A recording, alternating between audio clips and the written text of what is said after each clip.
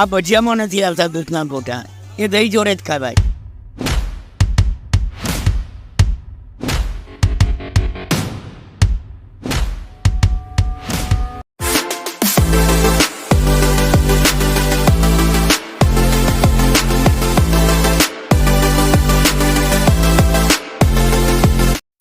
Hello ફૂડમેટ, સ્વાગત છે ફરીથી એક નવા વિડીયો તમારો. હું છું મેર પ્રજાપતિ. સ્વાગત છે તમારું મેર પ્રજાપતિ ફૂડી ચેનલમાં. આજે આપણે કડીથી સ્પેશિયલ ડાકોર આવે છે અને પાછા જન્માષ્ટમીના સ્પેશિયલ મહોત્સવમાં આજે આપણે આવે છે ડાકોરથી રણછોડરાયના મંદિરે આપણે દર્શન કરવા આવ્યા હતા. અને ત્યાં અમને જાણવા મળ્યું કે રાસોને તમે દર્શન કરવા આવો તો અહીં એક વસ્તુ જે ખાવાની જેવી છે, જે અહીંના ગોટા એ સાદા ગોટા નથી. અહીંયાના ગોટા છે દૂધના ગોટા, જે બાપાલાલના દૂધના ગોટા તરીકે બહુ ફેમસ છે અહીંના. તે જે બાપાલાલના દૂધના ગોટા છે આપણે અહીંના ટેસ્ટ કરવાના છે, રિવ્યૂ કરીને આજના વિડીયોમાં તમને જણાવવાના છે.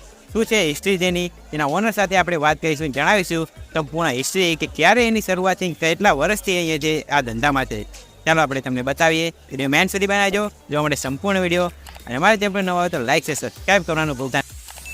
મિત્રો, જેવા અમે ડાકોર પહોંચ્યા ને ત્યાં જઈને અમે પોળમાં જોયું તો ચારો તરફ બધી પબ્લિક અહીંયાથી ડાકોર રણછોડરાયના દર્શન કરવા માટે પબ્લિક ઉમટી પડી હતી. અને જન્માષ્ટમીના પાવન અવસર પર જય રણછોડ માખણ ચોરના નારા લગાવ્યા હતા બધાએ. ડાકોરના ઠાકોરના દર્શન કરીને ત્યાં અમે બહાર આવ્યા. અને અહીંયા જાણવા અમને મળ્યું કે અહીંયા તમે ડાકોર આવો તો બાપાલાલના ગોટા જરૂરથી ખાજો. અને બાપાલાલના ગોટા ના ખાઈએ તો ડાકોરનો ધક્કો નકામો. તમે ગોમતી કાટવાળા બાપાલાલના ગોટાને ત્યાં પહોંચી ગયા.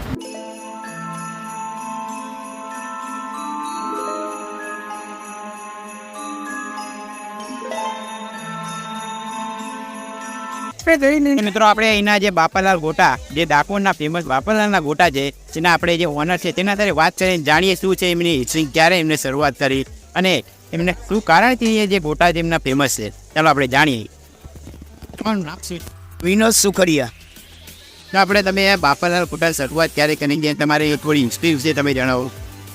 ક્યારે શરૂઆત કરી એ વાત પ્રમાણે તો હું 5મી પેઢી ઉપર છું. હવે મારો બાબો 6ઠ્ઠી પેઢી ઉપર આવી ગયો. એટલા વર્ષો થયા. 5 થી 6 પેઢીથી તમે આ. હા. અને અહીંયા આપણે તમારા ગોટામાં શું ખાસિયત હોય છે? ખાસિયત બીજું કશું જ નહીં. વર્ષો પહેલાં મર્યાદી લોકો નાખવામાં આવે ને તો બાનું પાણી ના પીએ, પણ અમારા ગોટા ખાય ખાને એક આ દૂધથી બંધ. હા, અને દહીં જોડે ખવાયો. આ અમારી વિશેષતા છે. બધે ચટણી આપવામાં આવે છે તમારા ત્યાં? હા, કારણ કે ચટણી એ ભજીયા જોડે ખવાય. આ ભજીયામાં નથી આવતા દૂધના ગોટા, એ દહીં જોડે જ ખવાય. કારણ કે એની અંદર ગરમ મસાલા બહુ આવે, લવિંગ, તેજાના, અને દહીં જોડે ખવાય ને તો પહેલાં તો એસિડિટી ના થાય. એસિડિટી દહીં જોડે ખાવાથી તમારે એસિડિટી ના થાય. એનું કારણ એક તેજાના છે ને એને મારવું પડે. એના બે તમારું સંતુલન છે, તીખાશે રે સાથે તમારે એસિડિટી પણ ના થાય. 100%. અને આપણે શું પ્રાઇસ રહે છે આપણે દૂધાની? અત્યારે 80 રૂપિયા 250 છે. 80 રૂપિયા. તો મિત્રો, હવે આપણે આ ગોટા છે તે ટેસ્ટ કરીને તમને બતાવીશું, રિવ્યૂ કરીશું. ચાલો આપણે બનતા પણ તમને બતાવીએ લાઈવ અને ટેસ્ટ કરીને રિવ્યૂ કરીએ. ચાલો. દર્શન કરનાર દરેક દર્શનાર્થી અહીંના જે બાપાલાલના ગોટા છે તે અચૂકથી ખાય છે. અમે પણ પહોંચી ગયા. તમે જોઈ શકો છો આપણી સામે હવે લાઈવ બાપાલાલના ગોટા બની રહ્યા છે. અહીંયા તમે આવો તો તમને ગરમા ગરમ બાપાલાલના લાઈવ ગોટા. મિત્રો, તમને જાણીને નવાઈ લાગશે કે આજના દિવસે તેમનો 500 થી 600 કિલો જેટલા ગોટાનું વેચાણ થાય છે.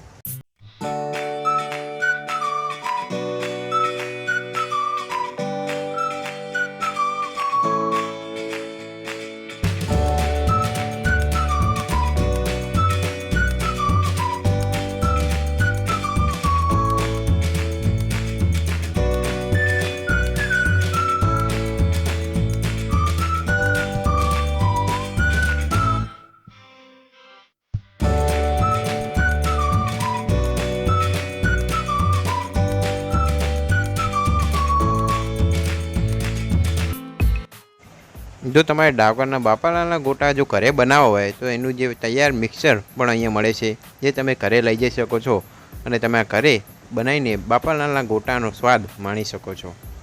પેકિંગ આ છે 80 રૂપિયાનું પેકેટ છે, તમને મળી રહેશે અહીંયા.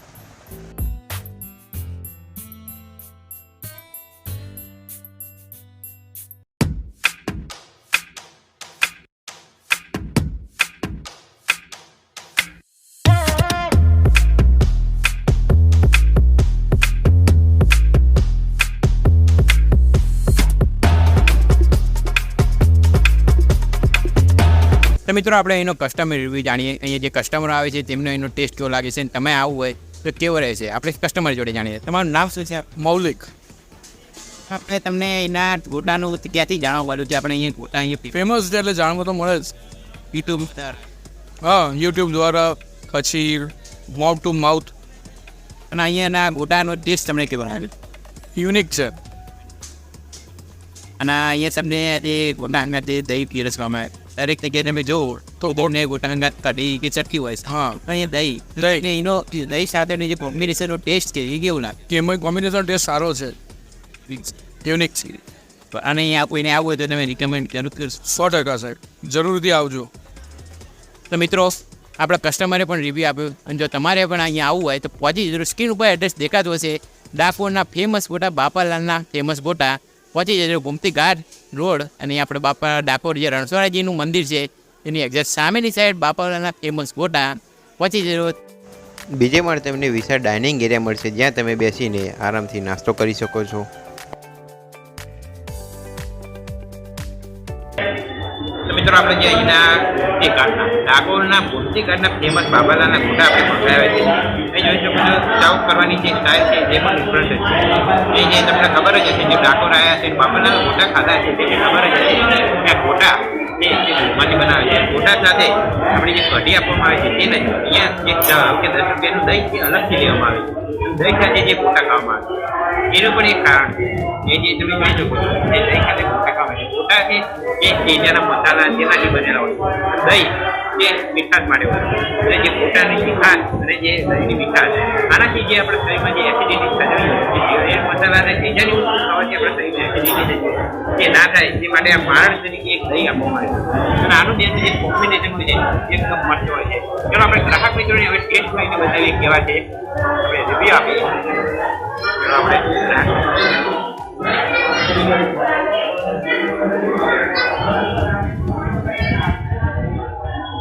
તમે જોઈ શકો છો આજે અહીંયાના દૂધના બાપાલાલના ફેમસ ગોટા. આ ગોટાને દહીં સાથે આવી મિક્સ કરવાના હોય છે. ત્યારબાદ એની ફાઇલ બનાવવાની છે. આપણે મિત્રો માટે જે બાપાલાલના ફેમસ ગોટા મિક્સ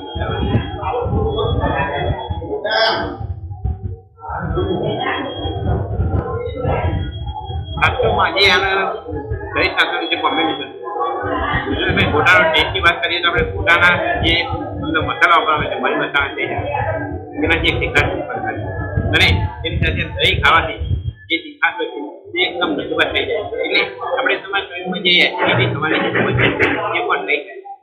જરૂરથી આવીને ટેસ્ટ દેખાતું છે જે ડાકોરના વિડીયો જોયા છે જે ડાકોર આવ્યા છે તે લોકોને ખબર હશે કે આ ગોટાનો ટેસ્ટ કેવો છે. તો તમે પણ હજુ ટેસ્ટ ના કર્યો હોય તો પહોંચી જજો ડાકોરના બાપાલાલના ગોટા ખાવા. ફરીથી મળી શકતા હોય ત્યાં સુધી મજા આપો. Thank you. જય પ્રજાપતિ.